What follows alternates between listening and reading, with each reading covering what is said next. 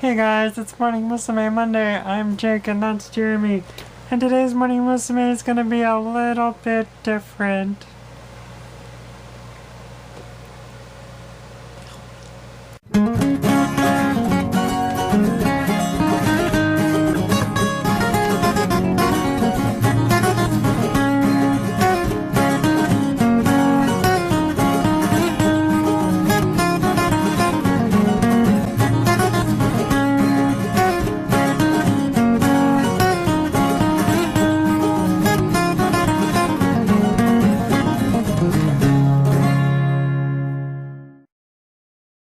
Alright everybody, it's Morning Musume Monday, and you know what that means. Great Steve. Morning Musume. Morning Musume. Morning Musume. Ding! I'm not Jeremy. I'm not Jacob. And this is Morning Musume Monday. Glass shatter effect. There you go! More biz! Why are you doing this? So today, we watched It's Good to Be Ambitious. Ambitious. Yashinteki de ijan. Ambitious. Yakatashi de Inden. That's good enough. This is the 29th single of Morning Musume. It is Right. also, I don't know, trusting you on this, Haas. It is also the graduating single of Makoto Ogawa and Konoe-sama. I could not remember her last name. I knew it was Kono. Back up. This song was about spreading your angel wings and how good it is to be ambitious. This song is characterized by yellow, short one-piece dresses With black. with black trim, disco lights, a crap ton of tinsel. The backdrop that looked like 1, 2, 3. The song is also characterized by cityscapes, CGI airplanes, ugly Corvettes with balloons on them. Why was that cow balloon there?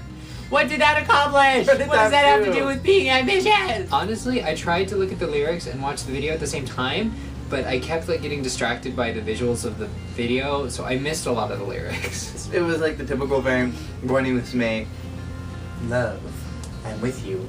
Hold me. Oh, that's right, they had stuff about I love being with my lover, Hold me. Hold Above. me. Look. There's the future. there's the future. Spread your wings. I can't fake a smile. I like summer festivals because I like seeing all the faces.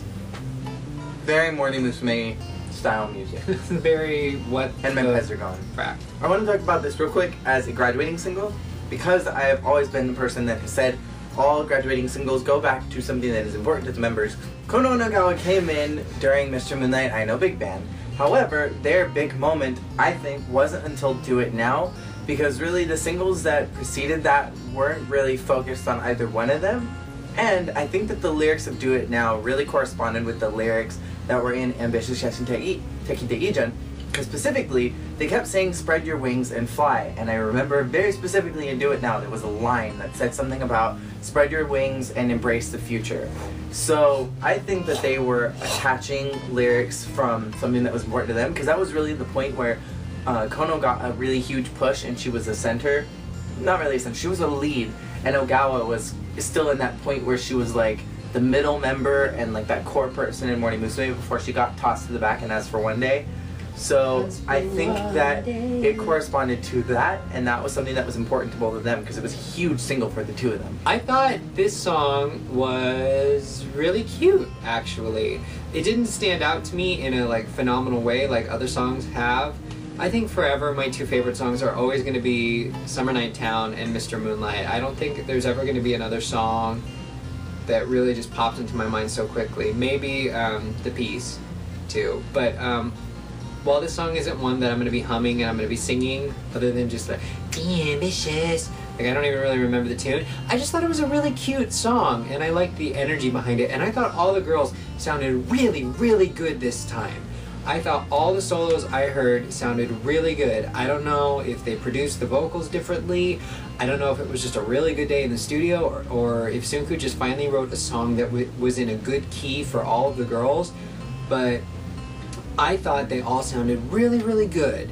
And I thought they all looked really cute in this video, in their little bumblebee short dress things. I really I loved and appreciated that they had a segment where they showed all the girls and then they put their names in front of them, because that's something that I always need help with.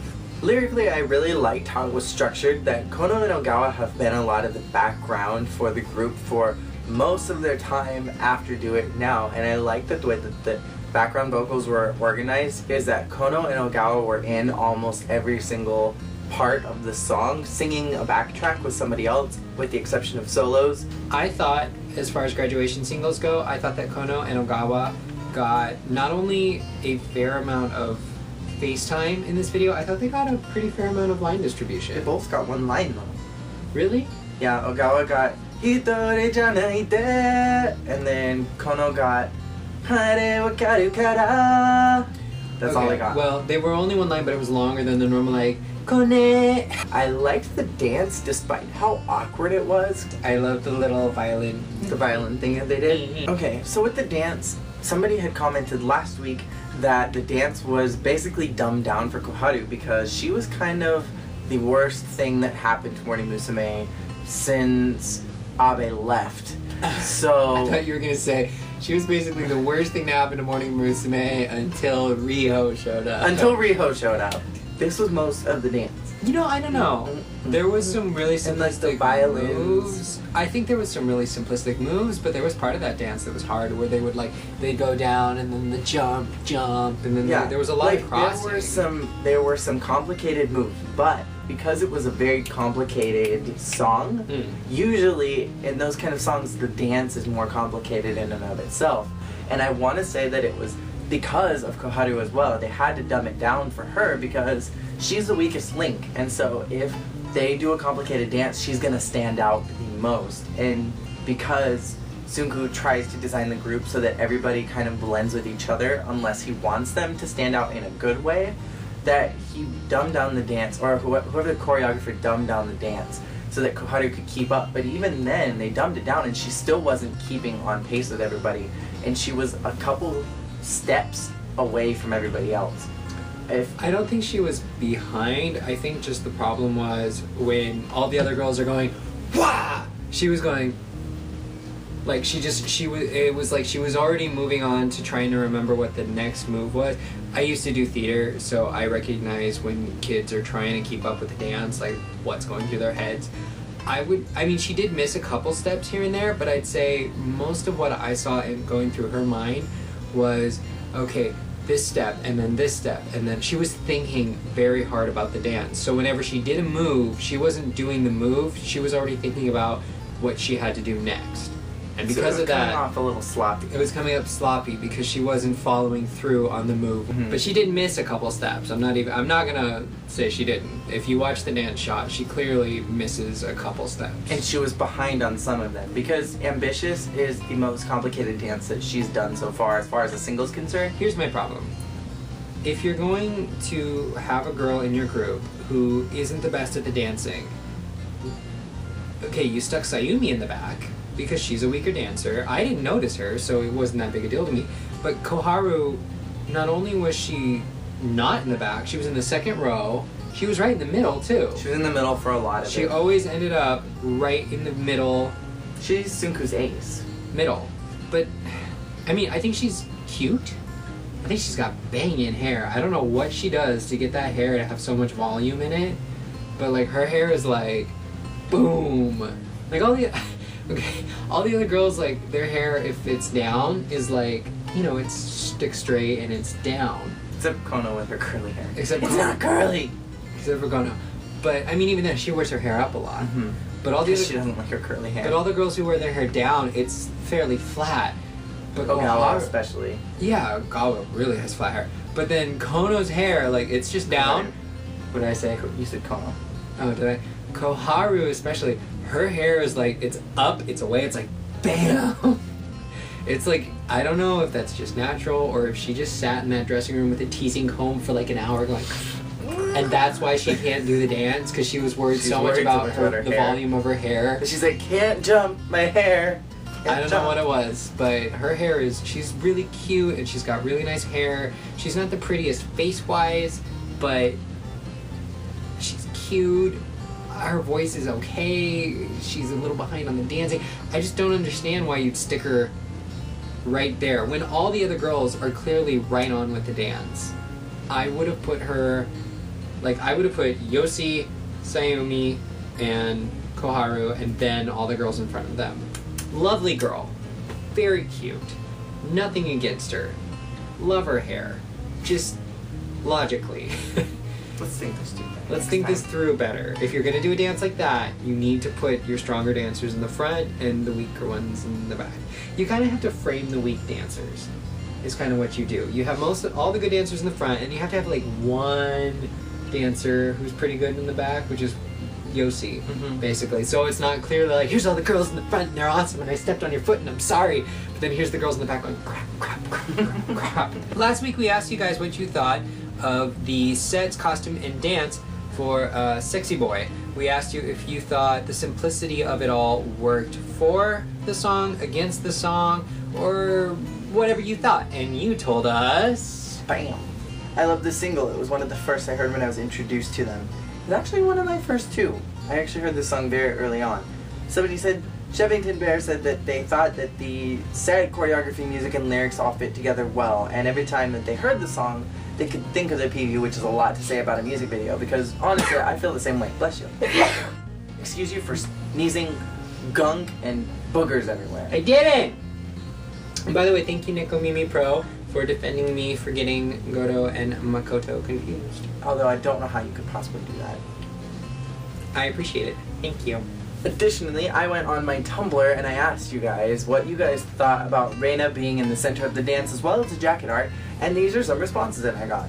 While I do agree that Reina was not a lead or a center up until this point, I thought it was kind of a random point to just throw her into the center role and be like, hey, Reina's gonna be our front girl, because the song really didn't even revolve around her.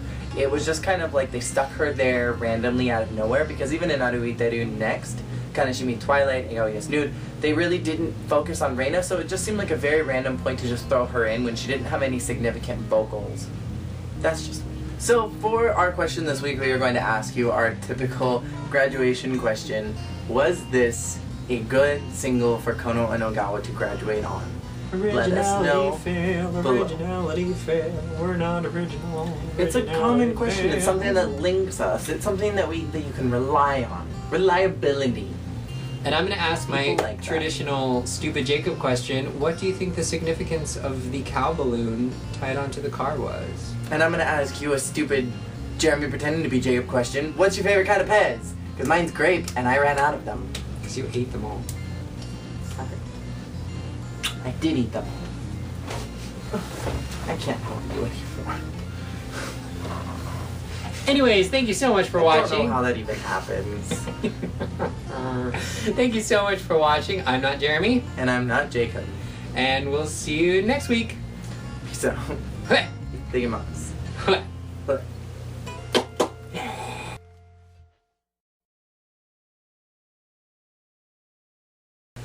Oh goodness, that video was a hot mess. It's probably why you needed that sauna trip, right, Sunku? I did. It was a very hot mess. Roman, what was that red car nonsense? You didn't tell me anything. You made me guess. Sorry, I'm still upset about the stage show. I know that you weren't invited, but you weren't wanted. I know. It's because Mrs. Sunku was there, wasn't it? Mrs. Sunku was there, and she didn't want you there. You were not invited. So, I wanted to run by you a couple of things for next week. I am thinking about doing a song on the beach. It's going to be a nice, slow ballad, guitar song. Be really fun. Maybe some campfire. I would like you to bring marshmallows and chocolate and some graham crackers, but make sure that you don't bring anything that is going to upset the girls. Like snakes? No, you can bring snakes if you want. Just don't bring anything disgusting. Bring the good chocolate. Don't go cheap. Get the nice Swiss chocolate. Sure, but are you sure that's in the budget? Yes. That's where all my budget is going this week. Okay. To the campfire. I have to go write the song now. But I hope that you will enjoy it, and I will see you next week. Alright, Sunku. Hell, I'm just gonna use the Halloween candy I got left over.